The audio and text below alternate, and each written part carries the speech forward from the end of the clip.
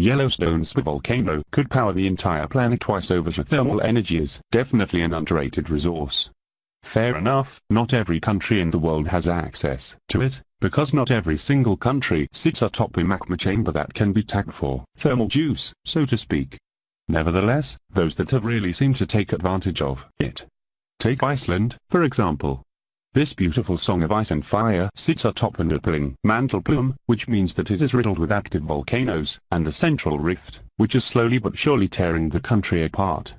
The admittedly small nation uses these molten fingers to get 13% of its electricity, with the rest coming from hydroelectric power. It's pretty much 100% renewable in this regard. Then you've got Indonesia. One of the world's most populous and most densely populated countries on Earth. It's also kickstarting new national projects to get more energy out of the hellish caverns beneath its soil. Indonesia is home to a bewildering array of strange and deadly volcanoes, so it's no surprise that the government wants to expand its geothermal energy sector by 500% by 2025. If it manages to do this, it would generate around 7,200 megawatts of electricity this way per year, making it the planet's primary producer of this clean energy source. Right now, the country's 250 million people get 88% of their electricity from fossil fuels, which makes it a major greenhouse gas producer. If the geothermal initiative works, this would not just benefit the nation, but the planet. So how much geothermal energy would you need, hypothetically speaking, to power, say, half the planet? If we imagine a rather lovely future in which climate change nightmares were averted because the world invested heavily in wind, solar, hydroelectric and nuclear power, enough that 50% of the electricity generated comes from those four sources, could we get the other 50% from volcanic heat? According to the International Energy Agency, IEA, the world in 2012 used around 21 petawatt-hours of electricity. A quick explainer. What is a measure of power? And it's measured in units of energy, joules per second. A megawatt is a million watts, and a petawatt is a quadrillion, 1015 watts. A petawatt-hour, then, is how many quadrillions of watts have been consumed in an hour. I hate this unit, and much prefer joules. 1 joule is equal to 1 apple from a tree to the ground, much easier to visualize. So in this sense, in 2012, the world consumed 75.2 quintillion joules, 1018. This may sound like a lot, but nature is far more powerful than we often give it credit.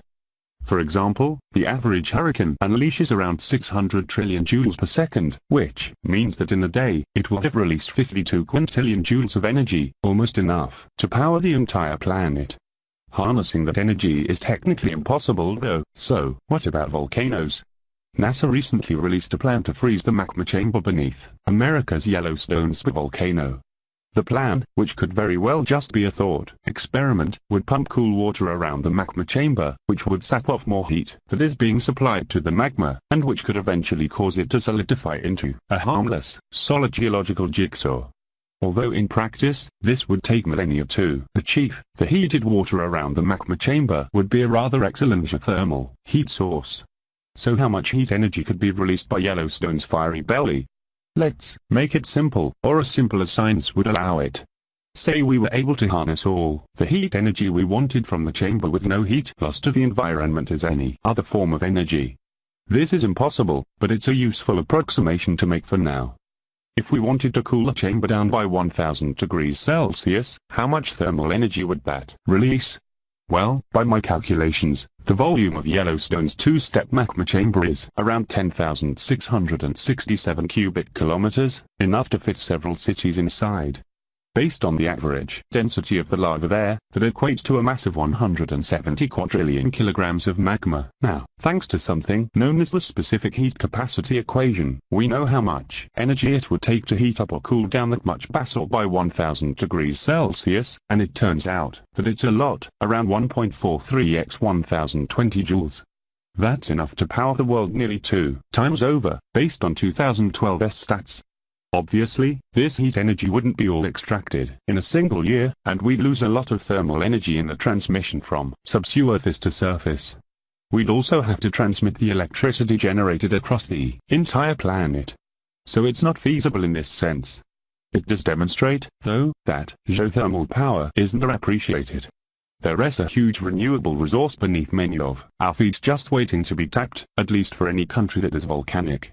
We should endeavor to use it more.